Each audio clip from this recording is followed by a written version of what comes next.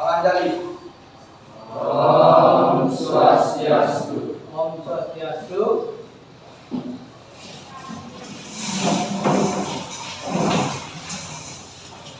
Selamat pagi anak-anak. Pagi. Bagaimana kabarnya? Sehat? Sehat. Sebelum kita mulai pembelajaran, langkah baiknya kita berdoa terlebih dahulu. Ketua kelas, tolong pimpin doanya. Teman-teman, sebelum kita belajar, marilah kita berdoa. Berdoa dimulai.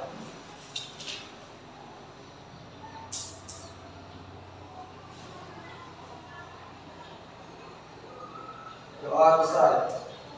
Nah, terima kasih ketua kelas sudah bersedia memimpin doa kali ini ya.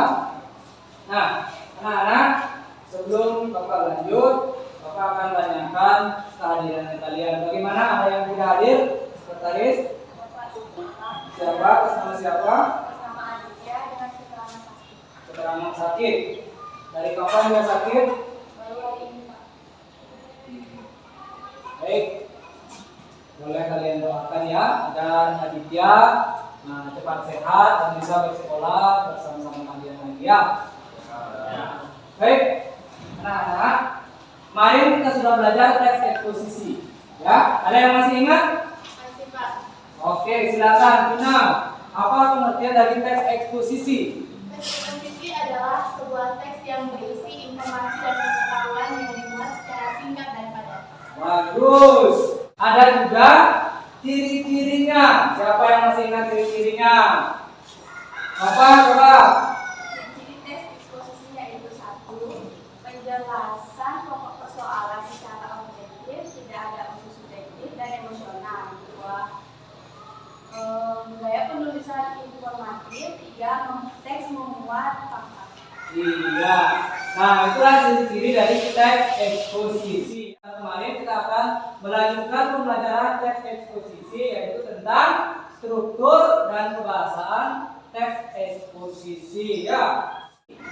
Nah, ini KD yang kita akan pelajari hari ini, yaitu menganalisis struktur dan kebahasaan teks eksposisi. Ya, ini kompetensi dasarnya. Kemudian kita lanjut ke indikator. Nah, kita belajar dari kompetensi dasar, kemudian kita akan turun ke indikator pencapaian. Nah, ini ya ada dua. Yang pertama, mengungkapkan struktur teks eksposisi, dan yang kedua, membandingkan kebahasaan teks eksposisi ya. Tujuan pembelajaran. Nah, coba Rasya, apa tujuan pembelajaran kita hari ini? Coba dibaca. Tujuan pembelajaran hari ini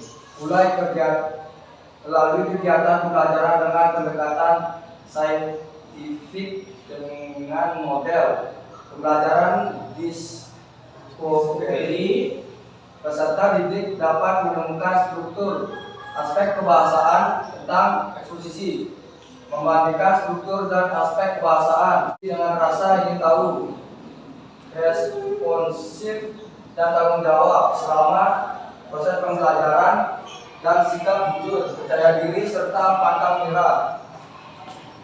Ya, itu tujuan pembelajaran kita hari ini ya. Kita bahas pertama adalah struktur teks eksposisi ya. Apa saja struktur dari teks eksposisi? Ada yang tahu? Oke, silakan Putri.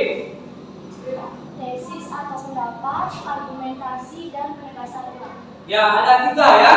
Yang pertama yang disampaikan oleh Putri, tesis, kemudian argumentasi, dan penegasan ulang. Ya, benar sekali ya. Nah, tesis itu merupakan pernyataan umum atau definisi umum ya. Definisi umum. Ya, nanti gambaran umumnya ya, pernyataan umumnya atau pendapat umum, masih luas cakupannya ya. Kemudian argumentasi. Argumentasi adalah suatu pendapat. Nah, kenapa ada argumentasi di teks eksposisi? Tentu ya, karena tadi di tesis ada sebuah pernyataan umum. Maka dari itu argumentasi ini adalah yang menguatkan dari pernyataan umum tersebut ya. Kemudian penegasan ulang adalah dipertegas kembali argumen-argumen serta pernyataan umum yang di awal disampaikan. Makanya ada 3 struktur teks eksposisi, yaitu tesis, kemudian argumentasi, dan penegasan ulang ya. Sekarang kalian amati semuanya membaca di depan, di layar dibaca, kemudian dipahami. Tesis itu yang bagaimana? Mungkin seperti ini tesis, argumentasi seperti ini, dan penegasan ulang seperti ini. Ya, dipahami. Karena sebentar kalian akan menentukan struktur dari teks ya. Makanya sekarang kalian perhatikan teksnya. Yang tesis bagaimana, kemudian argumentasi bagaimana, dan penegasan ulang bagaimana ya. Silakan dibaca. Di waktu 2 menit ya. Silakan dibaca, kemudian dipahami. Nanti akan memberikan tugas, tapi sebelum itu Bapak akan membentuk sebuah kelompok terlebih dahulu ya. Sama seperti pembelajaran minggu kemarin. Masih ingat kan kelompoknya? Masih. Kalau masih, silakan bentuk kelompoknya sesuai dengan kelompok yang minggu kemarin ya. Ya. Oke, silakan. Ini kelompok 1 ya.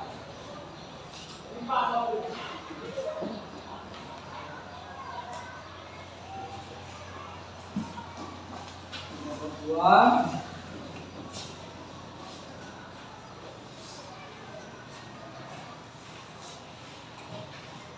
Kelompok 3 ya.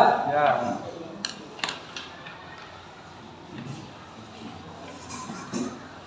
Terakhir.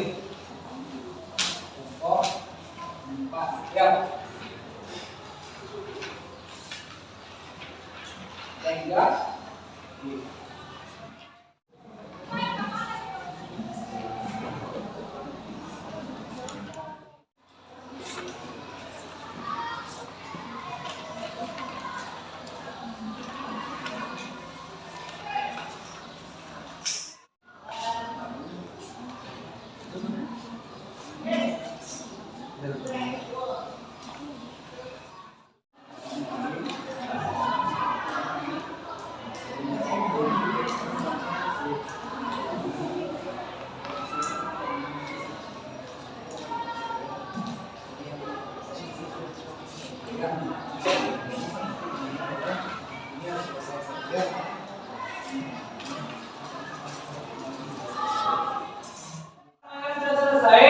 Kita berikan kesempatan kepada kelompok 2 untuk mempresentasikan terlebih dahulu hasil pekerjaannya ya.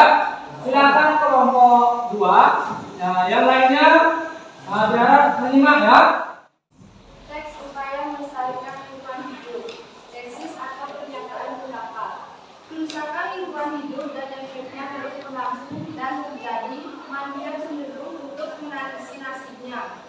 Namun kelemahan tangisan terhadap tangis itu merupakan yang dianggap sebagai hembusan angin yang berlalu. Bekas tangisan karena efek dari kerusakan lingkungan yang dialaminya hanya tinggal menjadi suatu memori untuk diusahakan. Namun perlu diingat bahwa tidaklah cukup jika manusia hanya sebatas menangisi nasibnya. Tetapi pada kenyataannya tidak pernah sadar bahwa semuanya kejadian tersebut adalah hasil dari suatu perilaku dan tindakan yang patut diperbaiki dan diubah. Argumentasi 1. Setiap peristiwa dan kejadian alam yang diakibatkan oleh kerusakan lingkungan hidup merupakan suatu pertanda bahwa manusia mesti sadar dan berubah. Upaya rekonsiliasi menjadi suatu sumbangan positif yang perlu disadari. Tanpa sikap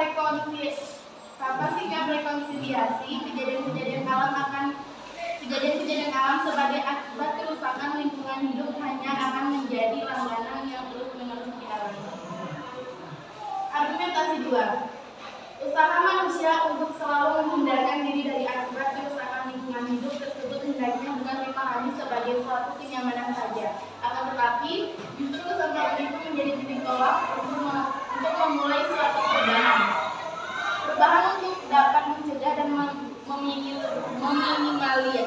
meminimalisasi efek yang lebih besar. Jadi sikap rekonsiliasi dari pihak manusia dapat memungkinkannya melakukan perubahan demi kenyataan di tengah-tengah lingkungan hidupnya. Argumentasi 3. Salah satu akar permasalahan seputar kerusakan lingkungan hidup adalah terjadinya pergeseran pemahaman manusia tentang alam. Berbagai fakta kerusakan lingkungan hidup yang terjadi di tanah air adalah hasil dari suatu pergeseran pemahaman manusia tentang alam. Cara pandang tersebut melahirkan tindakan yang salah dan membahayakan. Misalnya, konsep tentang alam sebagai objek. Konsep ini memberi indikasi bahwa manusia cenderung untuk mempergunakan alam seenaknya. Tindakan dan perilaku manusia dalam mengeksplorasi alam tersebut terjadi tanpa disertai suatu pertanggungjawaban bahwa alam perlu dijaga keutuhan dan kelestariannya. Argumentasi 4. Banyak binatang yang seharusnya dilindungi justru menjadi korban gangguan manusia yang tidak bertanggung jawab.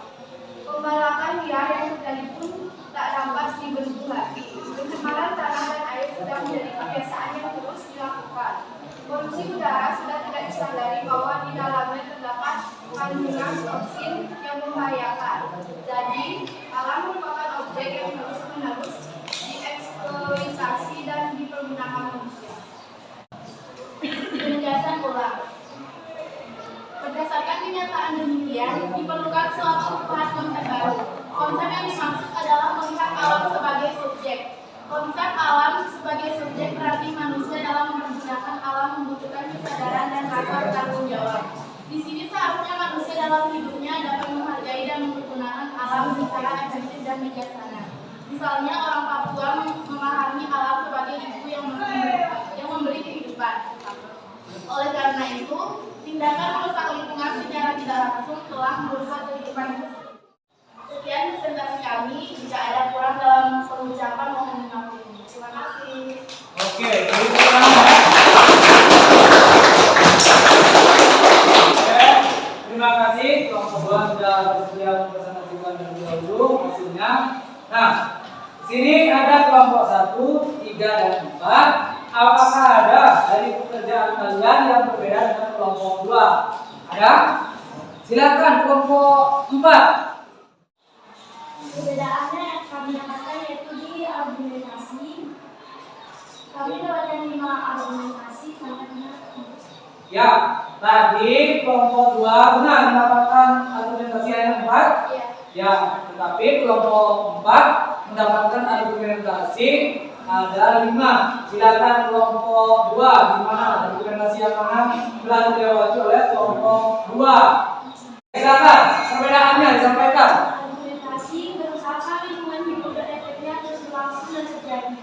Manusia cenderung untuk menangisi hasilnya, lama-kelamaan manisan terhadap hasil itu terlupakan dan dianggap sebagai omongan angin yang berlalu. Bekas manisan karena efek dari kerusakan lingkungan yang dialaminya hanya tinggal menjadi suatu memori untuk dikisahkan. Namun perlu diingatkan bahwa tidaklah cukup jika manusia hanya sebatas menangisi hasilnya, tetapi pada kenyataannya tidak pernah sadar bahwa semua kejadian tersebut adalah hasil dari suatu perilaku dan tindakan yang patut diperbaiki dan diubah. Oke, aplaus untuk kita semua dulu ya. Silakan pekerjaannya Bapak minta dikumpulkan untuk bahan penilaian kelompok Bapak. Ya, sudah ada nama kelompoknya ya? Kelompok 2. Mana kelompok 2?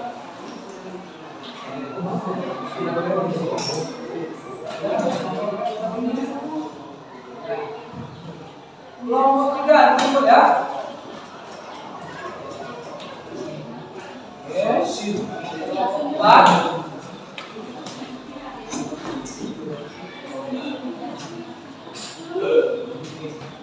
Nah, anak-anak, itulah tadi proses pembelajaran kita secara kelompoknya.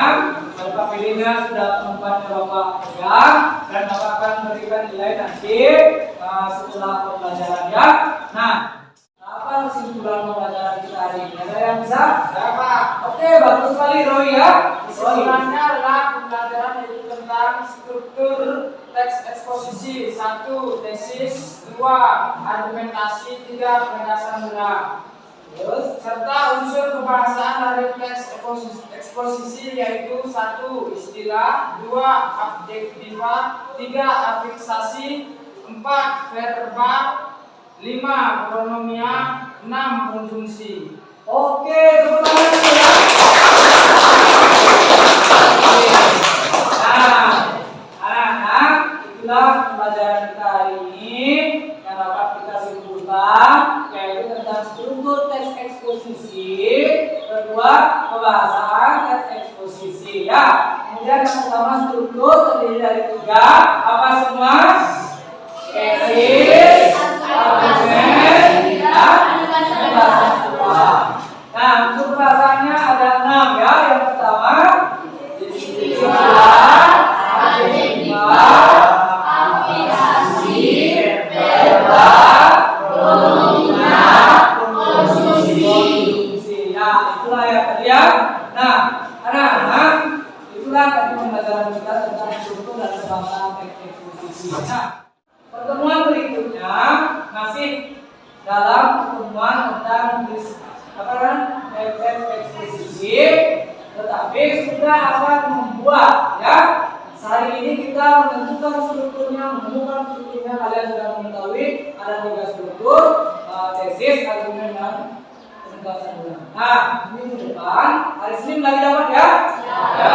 Hari Senin itu kalau kita pelajari, nanti Bapak akan menyuruh kalian membuat sebuah teks eksposisi. Jadi mulai dari sekarang.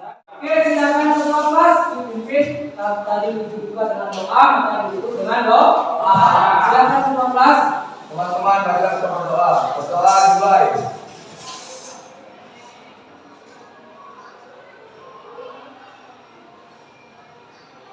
Berdoa selesai. Terima kasih dan selamat siang. Pada sana.